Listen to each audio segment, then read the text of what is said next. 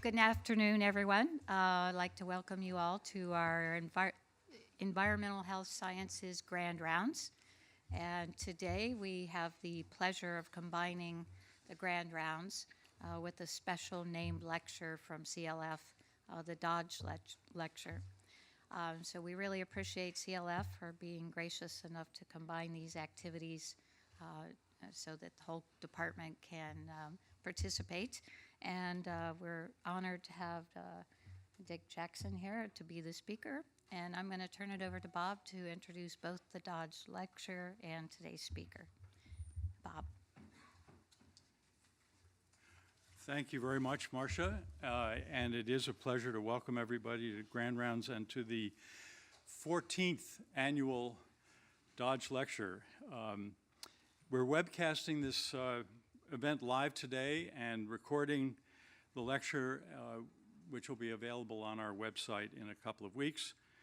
The Twitter hashtag for those of you watching online is CLF event. And please tweet about today's event and also text questions and comments for our speaker. During the Q&A at the end of the talk, please wait for a microphone because we want to record your questions as well as Dick Jackson's responses. And those of you who want to be reminded and notified about future events, please sign up for our newsletter on our website or follow the URL, which is on the bottom of today's program. A couple of words about the Edward and Nancy Dodge Lecture before I introduce our speaker. Back in the early days of the CLF, I think we'd only been around for a couple of days, couple of years, excuse me. There were a very short paragraph in the school's magazine that was picked up by one of our alums, Dr. Ed Dodge, who got his MPH at this school in 1967.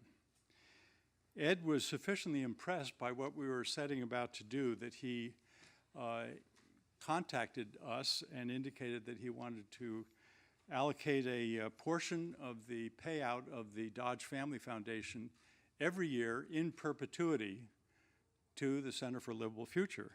Well, we got very excited about that because the first couple of years the payout was pretty generous. And then we realized they must have invested most of their holdings in the .com. So there was a lean period. Now we're building back up again. But at any rate, it was sufficient to endow this lectureship that has enabled us to bring people, very distinguished people from around the world. And we're very pleased that Dick Jackson was willing to come this year. Ed, unfortunately, is not with us today because he's teaching in Zimbabwe at the Africa University School of Public Health, which he has done every spring for the last 3 years. And I think, Marcia, the next Dodge lecture we're going to need to schedule in the fall so we can have Ed join us. He's quite a wonderful, loyal alumnus of the school. Well, Dick is a good friend. I was part of the unsuccessful team trying to recruit him to the school 10 years ago when he was considering leaving the CDC. Dick is a pediatrician by training, and I think he, like many pediatricians, recognized early on that the child, as the most vulnerable member of the human family, is a little bit like the canary in the mine. And Dick began thinking more and more upstream and finally committed his career to public health. And then within public health has continued to push upstream to look for connections that many of us fail to make. A lot of information about Dick in the brochure, but I want to say one thing about 2012 was a good year for Dick Jackson. He hit the trifecta. He was awarded the Sedgwick Medal by the American Public Health Association. He was elected to the Institute of Medicine, and he received the Heinz Prize, which is the highest environmental prize in the United States. So I don't know whether that left you elated, ready to just bask in the glory of those things or push on. I think the answer is self-evident. He pushed on. He also hosted a 4-hour PBS series, Designing Healthy Communities, and authored the companion book that goes by the same name. Will Rogers, head of the Trust for Public Land, describes Dick as Dr. Jackson inhabits the frontier between public health and urban planning, offering us hopeful examples of innovative transformation. Dick would say that we are what we eat, but we also are what we build, and he'll be talking about that today. I'm going to quote somebody that you'll recognize perhaps as the wording goes on. I am a firm believer in the people. If given the truth, they can be depended upon to meet any national crisis. The point is to bring them the real facts. Dick's career has been at the CDC, in the California Health Department, and now at UCLA as one of those people who brings the real facts. And I was quoting Abraham Lincoln. So welcome, Dick. We're delighted you're here. Great to have you as the Dodge Lecturer.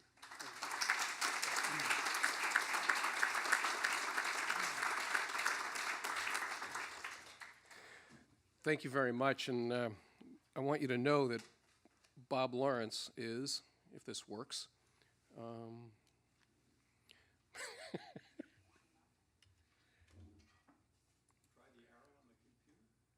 am trying the computer. I'm trying everything here.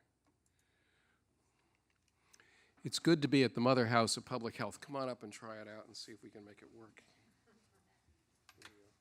It's at moments like this, Dick, that we do wonder whether we really put Soft a man shoe. on the moon. All right. Okay, let's go back here.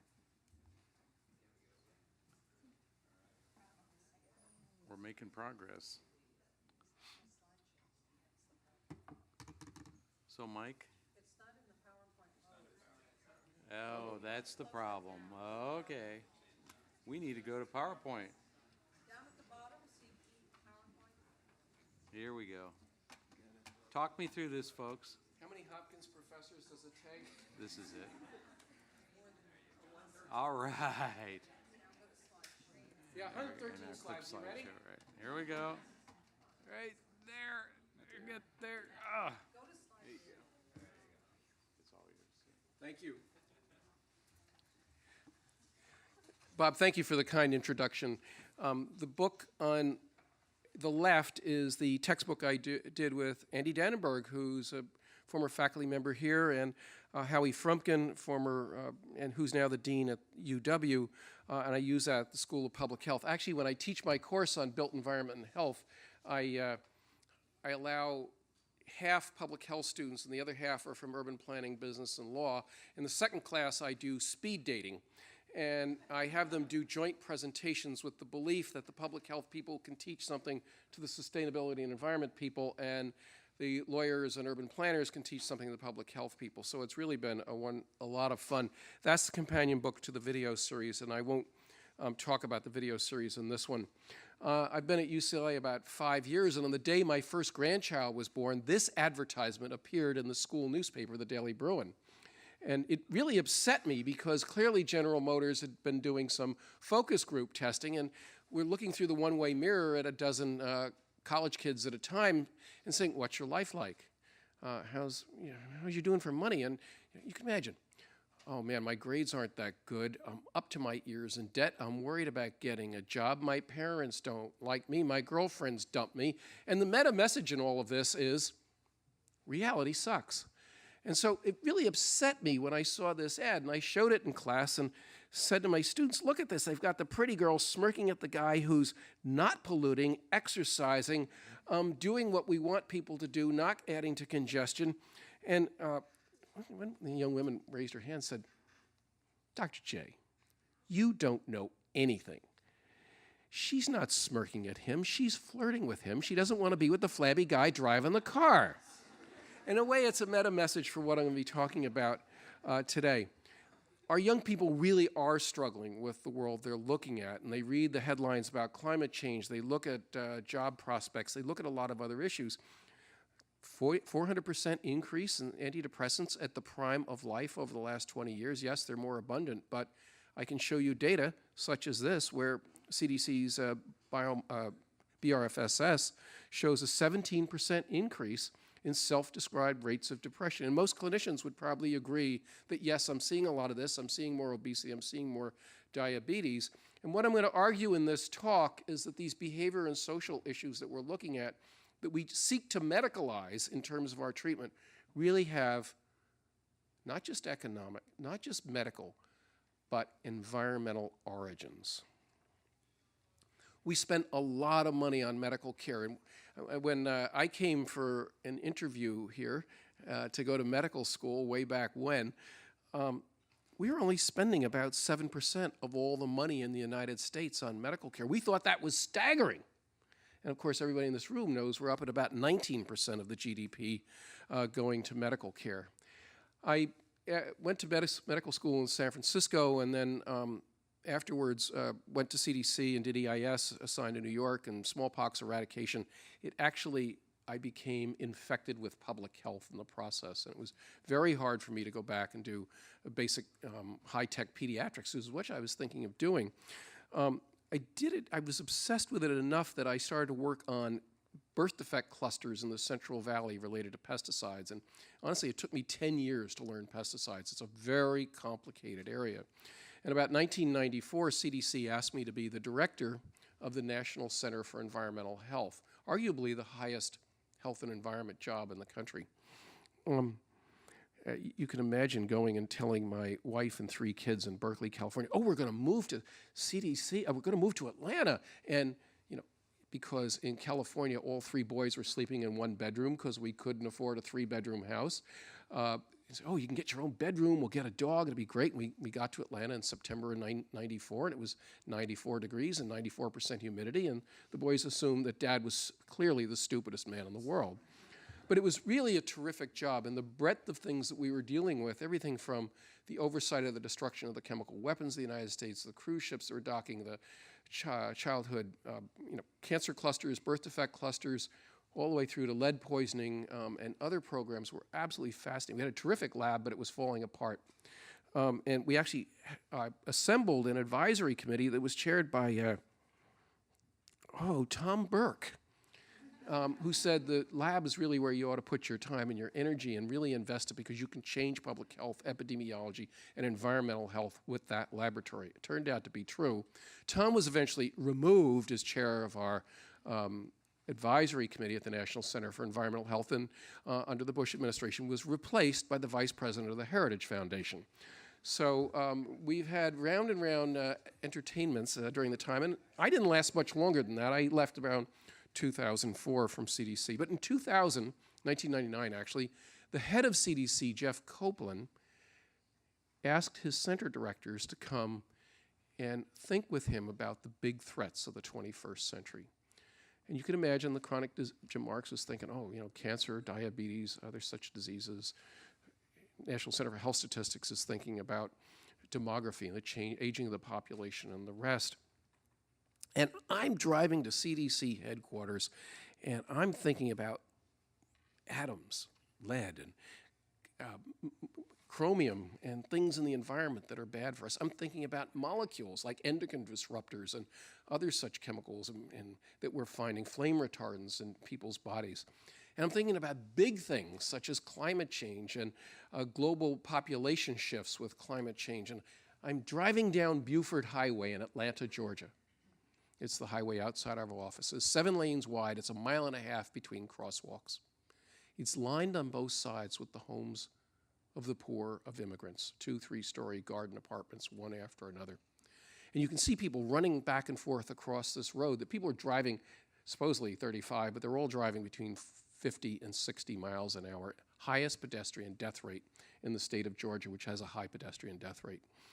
And I'm really looking over the side of the road, and I see an elderly woman, and she's walking along, and she's bent over with osteoporosis, and she's carrying a plastic shopping bag, 1 in each hand, and it's really hot out. It's 94 degrees, 94% humidity.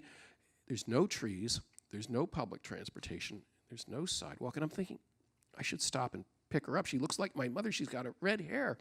I don't do it. I go to my meeting and think, oh my God, if that poor woman collapses and dies, the cause of death will be heat stroke.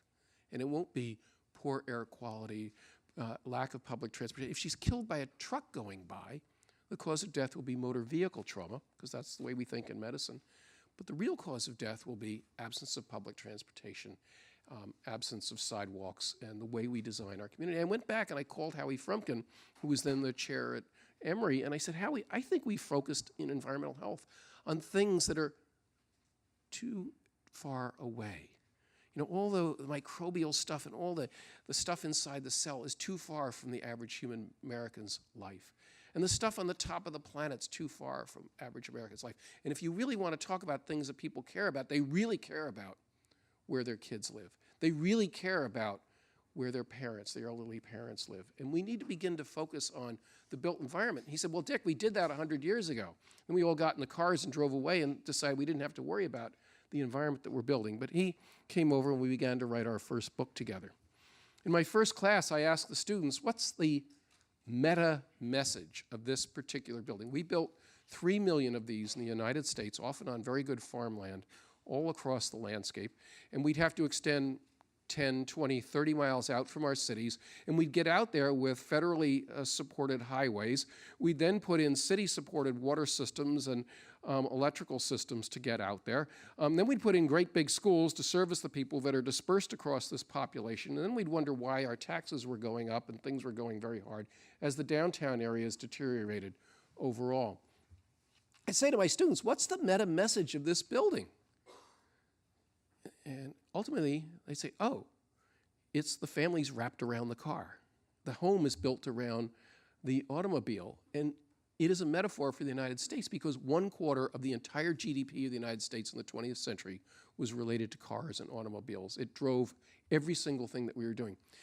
The affordable housing policy of the United States after World War II was twofold. One, we put poor people over in high-rise buildings that were badly maintained and you know, Pruitt-Igoe and Robert Taylor homes. Or the other message was, and every real estate agent will tell you this one, drive until you qualify. So at Berkeley and UCLA, none of our assistant professors can live anywhere near the university. They all drive 20, 30, sometimes 40 miles to get to work. And it's because housing has gotten out of the reach of lower income and working and middle income working populations. To meet the needs for housing, we took the finest farmland in the United States and put it under housing. I've seen this in, you know, Orange County, California was covered with orange trees, and they didn't even need to irrigate them or fertilize them after they were fully grown because the topsoil was 60 feet thick, and there was good groundwater underneath. Nothing could be more ridiculous than paving that over and putting homes all the way across it. And the same thing happened in many of our other agricultural areas. We worry about climate change and greenhouse gas loading of the atmosphere. What portion of CO2 loading of the atmosphere is related to removal of tree cover on planet Earth? It's about 1/6. So 5/6 is all the greenhouse gas production that we do, and 1/6 is due to the removal of trees. You'd think that photosynthesis was our enemy, the degree to which we pave over. We've now paved over the equivalent area of the state of Georgia in the United States. Surface parking lots occupy the equivalent area of Puerto Rico. And by the way, parking lots are only filled about 1/4 of the time. So we'll come back to that as cars dominate the entire landscape. Then we build places where what we think about last is the human being. And these are subdivisions that were built in Florida. And imagine you live in this house, and your next door neighbor, the neighbor over the fence, lives right across the fence, and they say, hey, come on over for Memorial Day weekend. We'll have a cookout. We'll have a good time. You say, oh, yeah. I'll bring the kids. I'll make the potato salad. We'll have a good time. And you realize that it's really hard to get the barbecue over the fence, so, well, I'll just drive over. I'll put it in the car. So you look up on Google, and you discover that, in fact, it can take you 7 miles and 17 minutes to get to the other side of the fence to be together with your neighbor. Obviously an extreme example, and I put it for humor, but the reality is the last thing we think about is the human being. If you look at the Federal Highway Administration, they measure the effectiveness of transportation by how many cars and trucks they move, not how many people they move. And so this issue of putting people last rather than the vehicles has real implications. You think it's just words. It has major implications for what's funded and what's not funded in our society. This is a picture of the California state flower, and it works very, very well for the first 10 years it's put in place. I was a little kid in Newark, New Jersey, and on day in August of 1955, it was a very hot day. They all came to our house because we had a black and white TV, and we were watching the opening of Disneyland. Boy, Disneyland's really cool. You know, they've got Tomorrowland and of small town America where there's sidewalks with windows and stores, and people pay $25 to get into a place that looks like small town America. And so as they're doing it, the camera pans back, you can watch this, and you look at the Magic Mountain, and over here is Highway 5, Freeway 5. It has 5 cars on it, and it's free. Well, everybody in New Jersey saw the roads are free and there's only 5 cars. I'm moving to California. And everybody did. And so we're now 37 million people, and every meeting in Los Angeles, the Bay Area, and many parts of the United States starts with the following statement: I'm sorry I was late. There was a wreck on such and such. And if you ask the average student or faculty member at UCLA and many other schools in the United States, what's the hardest part of your day? They say, oh, my commute. You know, work isn't that bad. My commute is killing me, and commutes are killing us. And so when you commute by car and you're driving, and particularly at a high-speed road that's moving very fast and crowded, but your cholesterol goes up, your blood sugar goes up, your cortisol levels go up, your risk of having a heart attack for about the next hour after you do it goes up. We all know that driving's gotten much, much better. It's 7 times safer per mile than it was in 1963, which is remarkable. But our absolute death rate is virtually the same as it was in 1963 because we're driving so much more, although driving's begun to decline a bit recently. You all know in this room that for every young age group, the leading cause of death is car crashes. So I'm the lead for the change of the built environment on the UCLA campus, and we have 4 areas that we're really working on. I'll talk about the built environment. So one of the first things was to really enforce the speed limit. Nobody knew what the speed limit was on campus, and it's 25 miles an hour. And I kept arguing, 20 is plenty. That's what it is in Hoboken, that's what it is in Cardiff, Wales, that's what it is in many cities in the United States. If you're hit by a car going 20, you have a 5% chance of dying as a pedestrian. If you're hit by a car going 40 miles an hour, you have an 85% chance of dying. So I got this big argument that it will take forever to get across campus, and it turned out it took 23 seconds longer to go at 20 miles an hour versus the higher speed.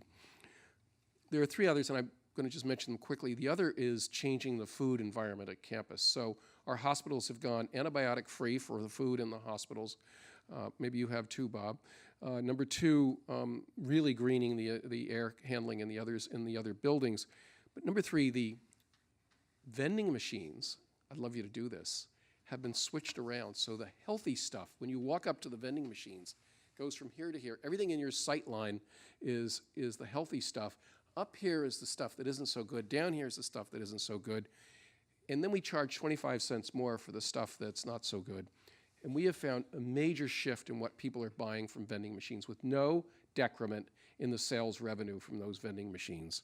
We're doing a lot around mental health. It sounds kind of corny, you know, California, but dance and other kinds of interventions, because you all know there's nothing worse when you get a suicide in a cohort of students, and anything we can do to improve mental health and physical fitness. The other quick one was, turned out our employed personnel were not allowed to use the gymnasia. Oh, well, those janitors don't pay tuition. They shouldn't be able to use it. And so it took a fair amount of work to make our physical facilities available to the people who help us work and get our jobs done. You've all seen the obesity maps, and I won't go through them, but you do know they're wrong. This is 1991, and here's 2010. You know that they're wrong because when they actually went back and interviewed people in person, they found that no matter what they said on the phone, the men were shorter and the women were fatter than they said to be on the phone. So as worrisome as the maps look, the reality is actually worse. Addition of about 27 pounds since about 1980. Well, because I do environmental health, one day I calculated up with Andy Dannenberg how much jet fuel we burn by the fact that everybody between 1990 and 2000 gained 10 pounds, and it comes out to $1.5 billion worth of jet fuel.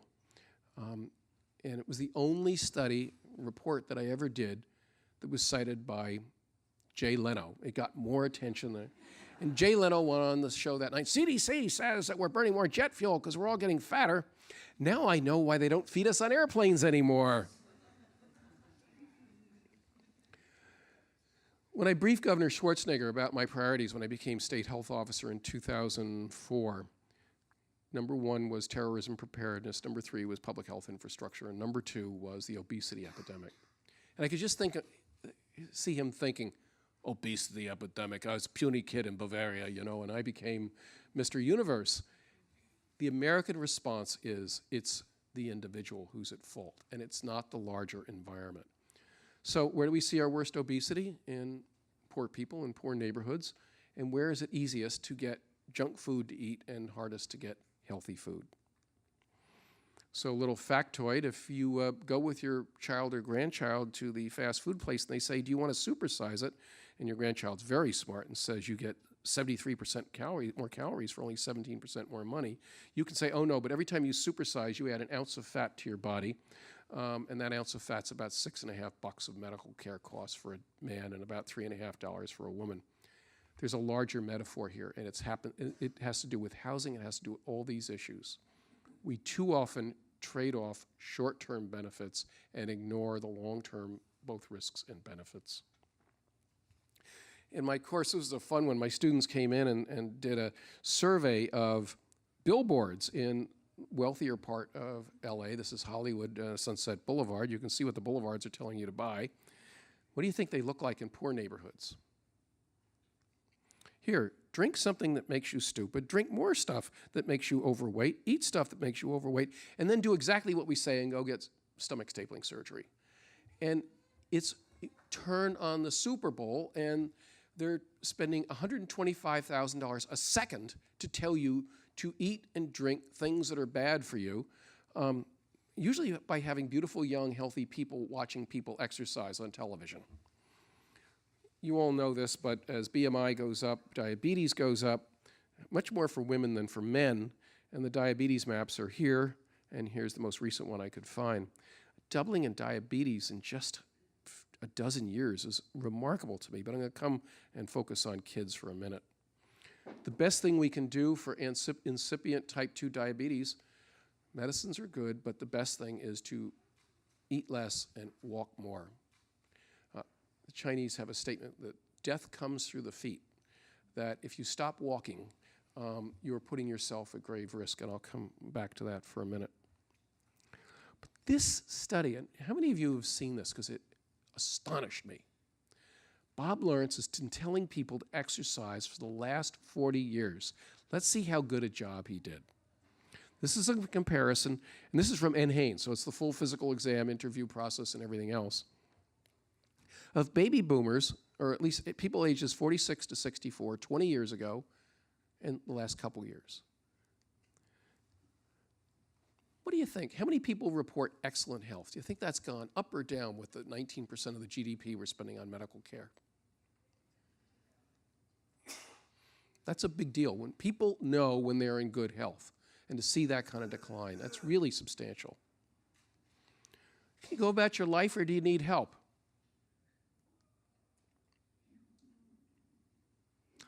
Do you need a wheelchair or a cane to go about your life? That's huge. You walk into a supermarket or Walmart in the United States and you're just astounded by the number of people. requiring wheels of one way or another to get around.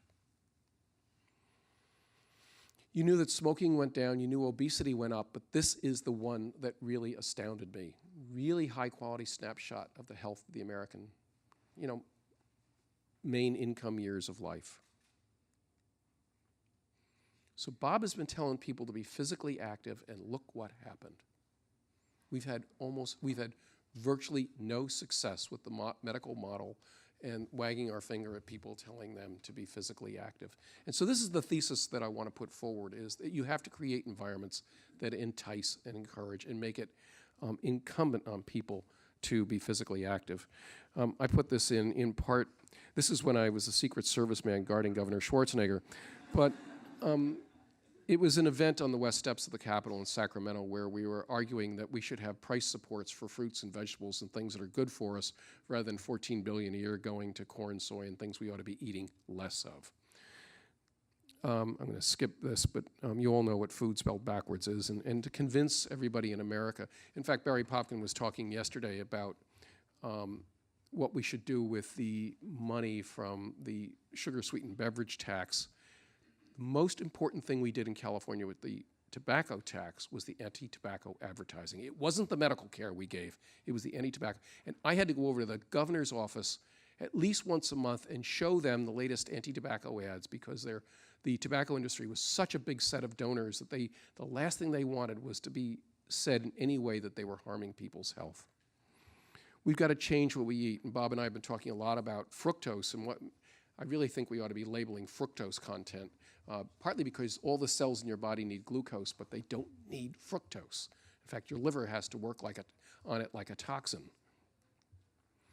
We've changed completely how much kids walk and bike to school, partly because we place schools way outside of town. The other reason is the cable news carries 2 stations on exploited and missing children, and there's no actuarial evidence that the risk of a child being snatched by a stranger is any different than it was 30 years ago. My boys, when we lived in Atlanta, went to the school on the bottom right. It looks like a medium security high school.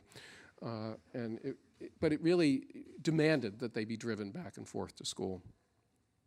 We've seen a massive decline in the fitness of our kids. So at this point, 2 out of every 7 young people that volunteer for the U.S. military cannot get in because of obesity and lack of fitness. And I'm working with the past head of strategy for the Joint Chiefs of Staff on a series on this, which we can talk about in Q&A, about how we use sustainability and healthy environments as a political strategy, not merely as a health strategy. I was very active with the Academy of Pediatrics on the Committee on Environmental Health. We talked a lot about toxics, lead, et cetera. This is the first statement in the history of the Academy of Pediatrics that dealt with urban planning. So 3 major committees of the American Academy of Pediatrics said, we're really worried about how kids are growing up. They need to be more and more physically active, and they're not doing it. They need to have increasing autonomy as they play and not be hyper-dependent on parents hauling them around all the time. And by the way, the parents aren't thrilled necessarily with hauling the kids around all the time either. I think Barry was probably on this Institute of Medicine report, but so I pick it up, and it's accelerating progress in obesity prevention. I'm expecting 15 messages about changing the American diet. Goal number 1, recommendation number 1, make physical activity an integral and routine part of life. Communities, transportation officials, community planners, health professionals need to build this into what we build in America. This is a big shift, and it was unexpected for me. So Kaiser Permanente's done a good job in carrying the message of people take the stairs. By the way, I think all the doors in this building should be held open with magnets that will then allow it to close automatically if there's a fire alarm. But the ventilation and safety on stairs if the doors were open, and the enticement of the stairways would increase, number 1. By the way, 6% of all the energy in this building goes to elevators. So if you're really interested in sustainability, that's something you could do as well. I just don't know how Kaiser got it past their safety people on this particular ad, though.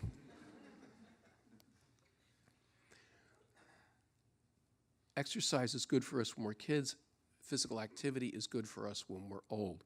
Here are people, Bob, your age, and 45 minutes a day of physical activity means your brain gets 1.5% bigger compared to people who aren't exercising, whose brains get about 1.5% smaller using MRI data, about a 3% difference.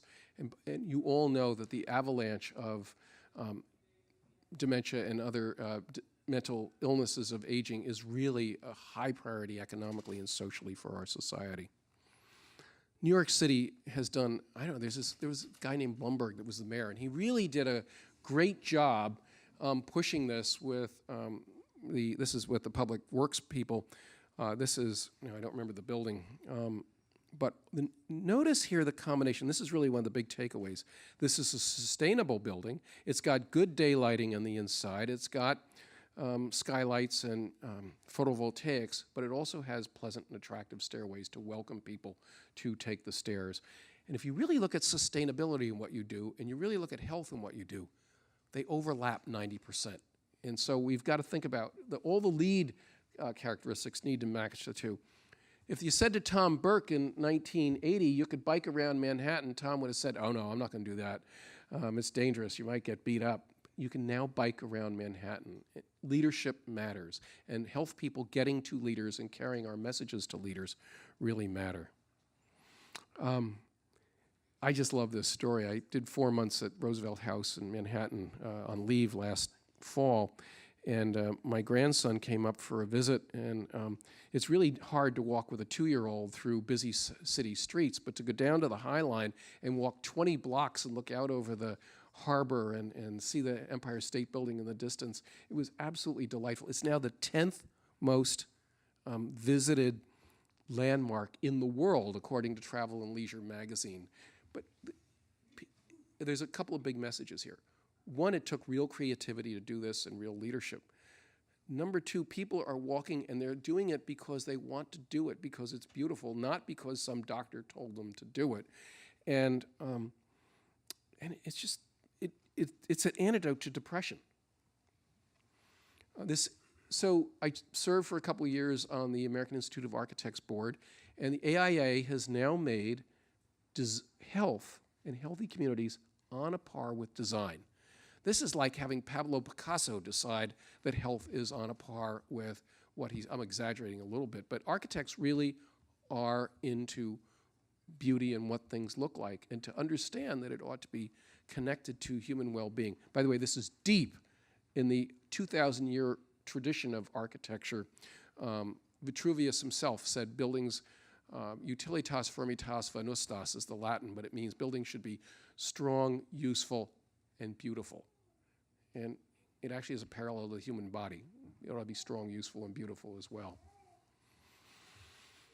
I'm going to just quickly go through the both danger and opportunity of climate change. I'll talk to a room with 100 physicians in it, and not a soul knows what the Keeling curve is, CO2 level of planet Earth atmosphere. No one should graduate high school in the United States without knowing what the Keeling curve is. It's an old slide, but it's now about 400 parts per million. It was 300 parts per million when I was born. I'm not that old. This is an odd slide to pick, and if you get a chance, look at the 800-page national report on climate change. I didn't have time to really extract slides from it, but it's a superb piece of work. I was shocked that members of Congress were able to read all 800 pages within 2 hours, were able to condemn it as propaganda and untrue, because there was a lot to absorb, even any one chapter. I like this slide because this is just the landscape guys saying when you should plant things and what kind of trees you should plant and what zone. So we'll look at Baltimore today in 1990 was zone 7. And in 2006, you're still zone 7, but essentially New York City has become as hot as Hampton Roads in Richmond, Virginia. Atlanta's become as hot as northern Florida. So that's just 16 years in terms of planting. But my larger point here is this is something that people have to say, oh, this is real. By the way, the military takes climate change far more seriously than anyone else. And I forgot to put the slide in, but there's a quadrennial defense report Chuck Hagel signed in the last 2 weeks. And climate change is all through the military's planning for what's happening in the future. And they're not a bunch of crazy liberals, I guarantee you. So I spent 4 months in New York thinking a lot about Superstorm Sandy. In part, Superstorm Sandy headed east. First time in 700 years a hurricane headed east. And it's partly because of the change of wind patterns and the jet stream and what's sitting out over the mid-Atlantic. New York knew in advance what was going to flood, and this is the flood map from well before Superstorm Sandy. Turned out the flood maps were pretty much precisely correct. Not perfect, but pretty, very, very good about what's going to happen. It was stunning to see the Brooklyn Battery Tunnel, the Queens Midtown Tunnel fill up. Tom and I spent more than a few times going through the PATH station in Hoboken, and it really is unnerving to see the water just filling it up. And I will tell you that when I talk to New Yorkers, no one said climate change is not real. And I think the trauma of seeing the river flowing into the Battery Tunnel and to the subway stations in New York was just mind-boggling for people. One of the most foolish things we did, particularly after September 11th, on September 11th, all the Port Authority's electrical infrastructure, the switching stations and the emergency response center was on the 4th floor. Of course, they lost it. So then we hardened it up and put it below ground, and so Verizon had their switching stations and backup generators below ground. Well, that turned out, this is the lobby of the Verizon headquarters in New York, LaGuardia Airport underwater. This is such an odd picture. You wonder what all these cars are waiting for. 250,000 cars were ruined by being flooded with salt water, and they're being ready to be hauled off and crushed and shipped somewhere else. Think about the insurance costs of that. This is Hoboken, New Jersey. They weren't smart enough to get the water out of a predicted flood zone. But the people that actually invested in fuel cells, and this is a building in lower Manhattan that had a fuel cell, natural gas coming in, supplied power and heat and light to that building for the entire 2 weeks that the rest of the city was dark and cold. This is public health, folks. It's not something academic. Seaside Heights, you've all seen the pictures of the roller coaster in the ocean. Governor Christie said, we're going to rebuild. We're going to be open for the next beach season because, Jersey Shore is the poor man's Riviera. You want to be there. Really shocking. You kind of expected the barrier islands like Rockaway and Breezy Point would get washed over and the fires destroyed it. But the thing that shocked me was how places that were 20 miles inland, like Union Beach, because of the land narrowing, the water would go shooting up and it would get higher and higher as it went up this sluice. That was the Raritan Bay in this case. It's important to read the maps. So here is the Jersey Transit didn't read the maps correctly, so they put $122 million worth of rolling stock in an area that flooded, and they had to throw away all those train cars. So this is really important to take seriously in advance. New York had $20 billion worth of damage, and New Jersey had $30 billion worth of damage with about 160 deaths. Well, where would that money go? Well, New York has done a great job in doing planning and putting money into preparing for the next disaster. And I'll show you a few more pictures. Governor Christie has funded a senior center in Belleville, New Jersey, and basically no money has gone to rebuilding. He did get the boardwalk rebuilt, but one thing you do is if you have high voltage wires that have been contaminated with salt water, you don't want to hook up new electrical systems. And so this is, of all things, the boardwalk catching fire, probably related to saltwater damaged electrical systems that weren't completely replaced after the flooding. So here's some solutions. One are bougies for the subway. This looks a little weird, but these will be deflated, and when the next storm comes in, they will be they're Kevlar. They will be inflated to block the Holland Tunnel, to block the major tunnels going into Manhattan, to keep them from being saturated with water. It's very important as we think about rebuilding. $30 billion is a lot of accelerated depreciation, a lot of rebuilding. How are we going to build?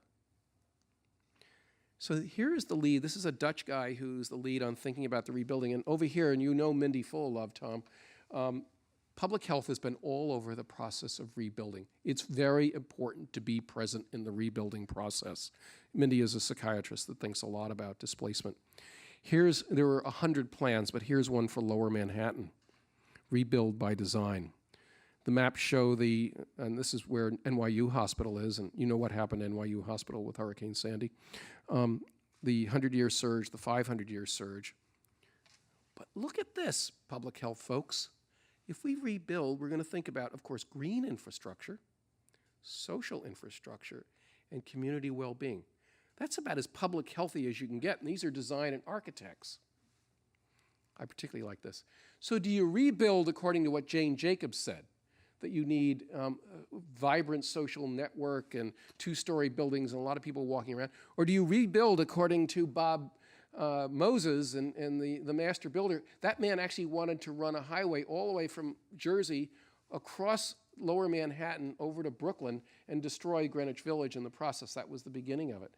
Well, there are arguments for both, actually. Hard infrastructure matters and soft infrastructure matters. So this is what I like.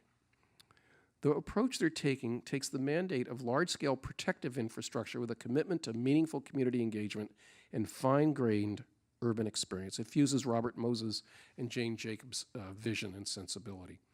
So here's a picture of the berms that they're going to have to build around many of our flooded areas. And Baltimore is going to be doing the same thing, whether they know it or not. And you've got to figure out what the 50-year, the 100-year, and the 500-year sea level rise is going to be and put these berms, these barriers in place. Well, you could build seawalls like the levees in New Orleans, or maybe you ought to build something that actually could be used that 99.99% of the time you don't have a flood. So here is the cross-section of building, and I won't drag it out too long, but this is what it'll look like in lower Manhattan. So there's going to be jogging trails, walking trails, green space, CO2 reduction from the trees that are being put in place. This is going up the East Side Drive. This is kind of what it looks like now with the tennis courts on one side and the highway FDR Drive going along.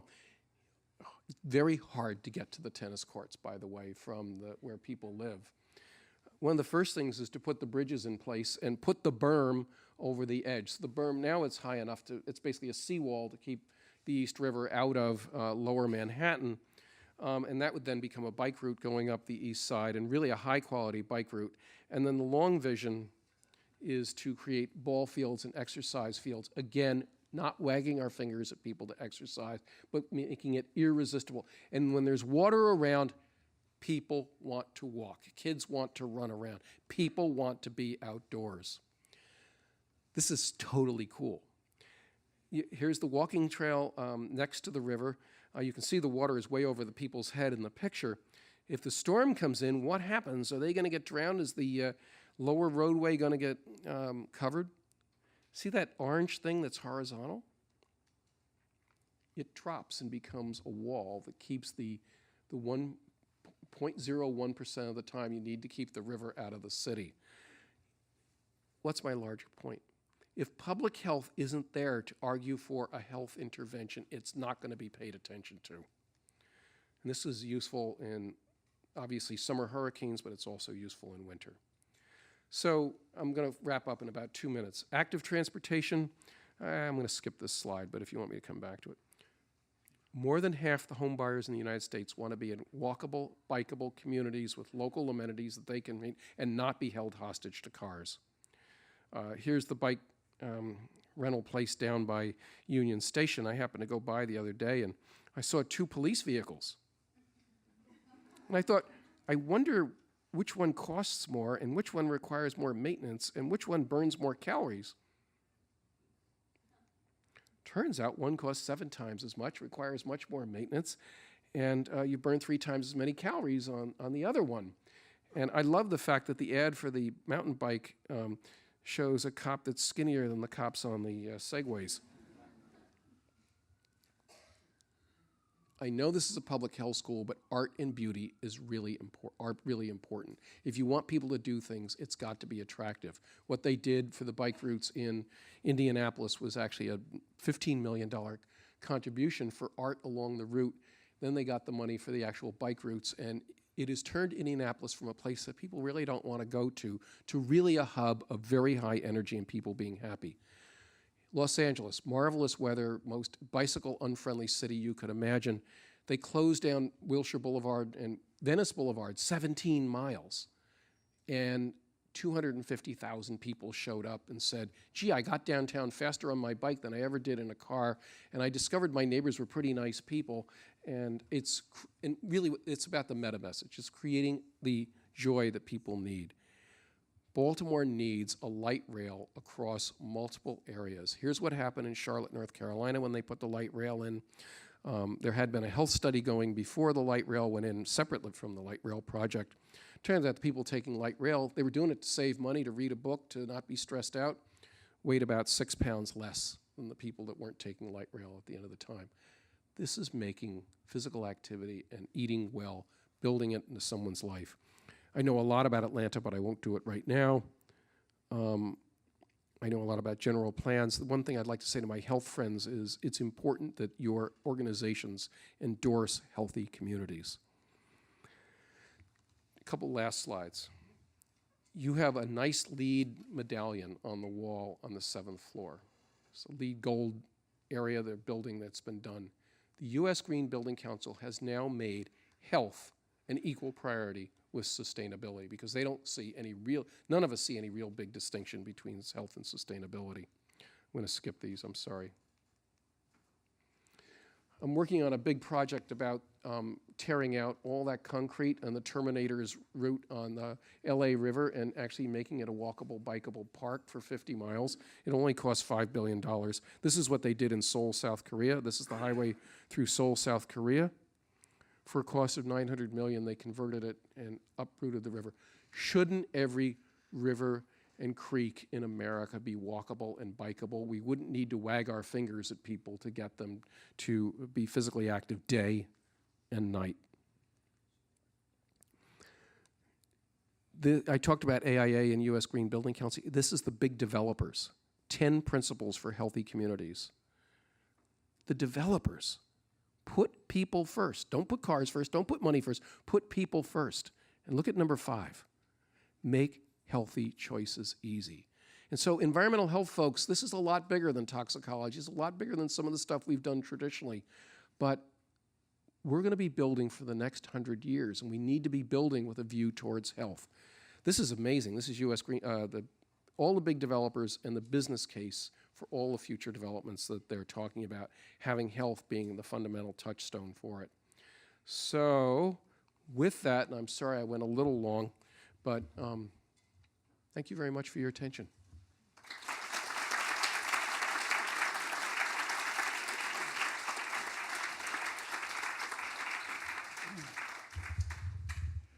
Thank you very much, Dick. Questions? We have time for a few questions. Comments? Kellogg. Great talk, actually inspirational, which is what we need sometimes instead of it all being the challenges, but solutions too, which I think is interesting. I'd like to maybe push the envelope a little bit, and you mentioned it several times, the military.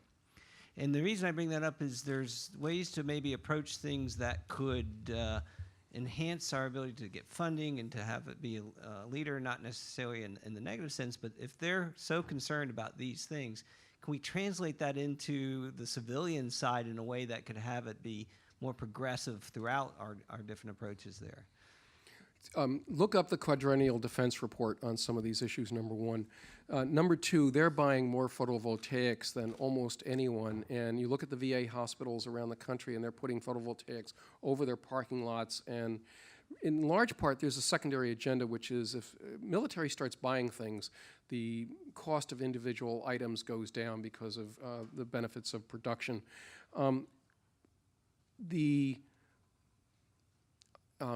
Non-fossil fuel sources of energy, the renewable sources of energy, are almost at parity now with fossil fuels, in part because Brian and I were talking about this. Oil and fossil fuels have become so expensive. Actually, if your gasoline going into your car was charged for its environmental impacts, it would be about $10 a gallon. And if you actually calculated in the cost of the military expenditures we put in place to maintain the supply systems, it would be close to $15 a gallon. So I think one of the big things we should be doing in environmental health is working much more with economists and people that look at externalities in a much broader way. The military has to look in the long term. They've got to be prepared for what's going to happen 5, 10, 15 years down the road. They're doing a lot with biodiesel. They're doing a lot with other areas. I'm not saying they have all the answers, but it's very interesting that people often make folks that are environmentally concerned out to be unpatriotic and anti-American, and the ultimate Americans are there worried about it desperately.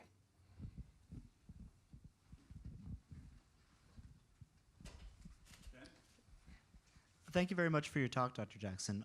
I was interested, a lot of your examples were focused on urban areas and highly dense areas. And I'm wondering, and it makes sense, especially with the damage that we've seen in New York recently, but I'm wondering what you have to say about suburban areas that are much more tied to their transportation through cars. Thank you. One is people are going to live where they want to live. So we're not going to convince everybody to live in urban areas. And what's happened to places like Brooklyn, you could buy a brownstone for $30,000, and now they're $2 million. So people are really wanting to move into urban areas. The second-tier cities like Oklahoma City, Tampa, Boise are really moving very much towards this kind of vision because the smaller cities can do it. Listen to the governor of Vermont's State of the State message in January. And he talked about the thing that worried him most in Vermont was the profound depression that they were seeing and drug addiction going on in many of our smaller towns. I was the epidemiologist for New York State in the 70s, and every small town, every small city had business, had a commercial entity and a real identity to it. You drive through upstate now, and they're all gone. And I think, and I'm doing something at UCLA around 3 big issues, and I'm working with a former diplomat and the head of strategy for the Pentagon. One is we have to put capital back to work. There's too much capital creating 100-story buildings in Manhattan that oligarch billionaires are living in 3 weeks a year and spending $100 million on. And I'm not making this up. I can show you the data. Number 2, we've got to put capital to work to really put Americans back to work. Underemployment is a desperate problem in our society, and thinking about how to do that. Thirdly, for suburban areas, and there's a wonderful book called Retrofitting Suburbia by Ellen Dunham Jones, who talks a lot about how you take shopping malls. We got about twice as many shopping malls in the United States as we need, and a lot of them are basically dead malls, as she calls them. And they're being converted. In the video series, we talk a lot about converting them into schools. One of my favorites was north of Denver, where the Villa Italia shopping mall was turned into a live, work, play village. They put in a light rail from downtown Denver into the village, a central square that's fountains in the summer and a skating rink in the winter, surrounded by family restaurants, and community restaurants and food sources, not franchise ones, and then a mixture of residential. One of the biggest things we have to do in Americans' communities is, and the worst, I'll start out. The worst thing you can do is have part-time people living there. So what they did in Sacramento was now all buildings have to have 3 to 4 floors of, even hotels and state buildings have to have 3 to 4 floors of residential housing, year-round housing. And it transformed how much people live there. So transients are probably nice people, but they're not great for the well-being and community spirit of a place. So, there's lots of experiments going on. Not all of them will work. And there's real work for public health people because there's an evaluation arm to discover what works and what doesn't. Sorry about the long answer. Pat? And then we'll take one more after Pat. Great talk. I was wondering if you could comment, since we all spend a lot of time in our jobs, how these concepts translate into the workplace.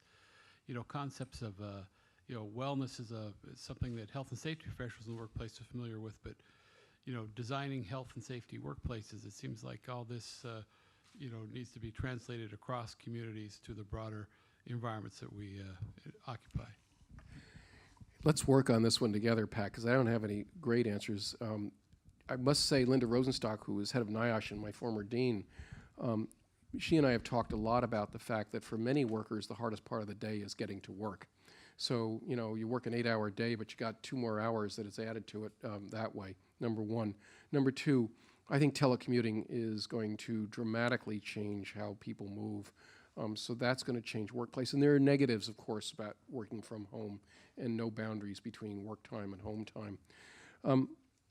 Three, the workplace, and you may not agree with me, that I worry about most is the low-income, often undocumented workers. And the worst stuff that you see is often taxi drivers that don't really have it, and people working in recycling facilities. And I really do think we have completely ignored workers as a society.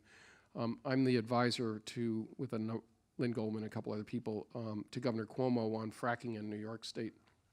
And when you look at fracking, it's astounding how little oversight there is for worker protection, the amount of silica is in the air and all the rest. This is aside from all the environmental and economic and social issues going on. And I think this ignoring of worker well-being in America is a tragedy.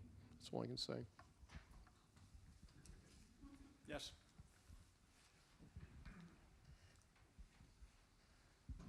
I'm going to raise this topic of dealing with the devil and wonder if you can give me an update. About 20 years ago, I read an article where the best suburban development in Houston, based on the criteria you've talked about, was funded by big oil. The typical developers needed to get their money back quickly, but Exxon or whatever companies invested, had bike trails and everything else because they could be patient and settle for 7% return over 20, 30 years. Have these big sources of capital continue to be involved? The head of the Urban Land Institute, who I've been working with on the healthy community design, is the fellow that designed Centennial in Florida, which is near Disney, and is a grandfather, and we talk a lot about our kids in the future, and he has embraced this with an amazing enthusiasm. He owns more land in Florida than anybody else alive. They are arguing much more for being in investment for the long haul, and I would argue actually one of the biggest dangers of America, people always say, oh, business is better than government, but the problem with business is they're always looking at a short-term return on investment, and governments has to look at a very long-term return on investment. They're very different goals. So one of the things that's extremely satisfying for me at UCLA is the business school students. I'm learning so much from them about discounting around a lot of these issues, and how do we make the business case for doing what's right, not merely in the short term, but in the long term. I'm painting a positive picture because I'll tell you 5 years ago I would have painted a very bleak one, but I think my larger message, and this is probably where I should stop, is it's not okay for public health to be disengaged with these large societal issues. I spent 1 day a week in Washington, D.C., my whole 10 years at CDC. Decisions are made by people that don't understand environment, who don't understand health, who don't much care about equity at times. And if we're not there arguing for it, if we don't have a great deputy for policy and science at EPA, for example, we have to be present in these decisions. And you're in a perfect place to be present. And every one of the students in this room needs to be spending some amount of time engaging the policy process, because it really matters, and it's not okay to defer it to a bunch of overstressed, overworked political elected officials. Thank you.